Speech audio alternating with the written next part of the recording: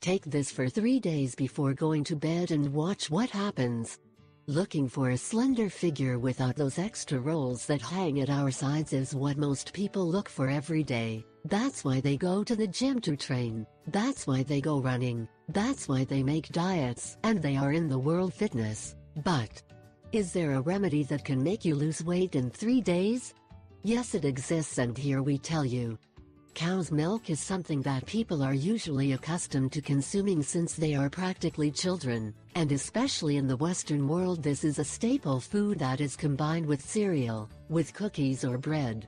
Breast milk is appropriate for consumption in the first months of a baby's life, but after that milk is completely unnecessary, and instead becomes an evil because it generates overweight, kidney stones and problems fluid retention.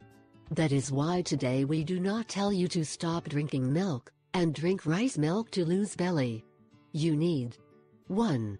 A cup of brown rice. 2. 8 cups of water. 3. 1 tablespoon of sunflower oil. 4. 4 tablespoons of honey. Preparation. 1.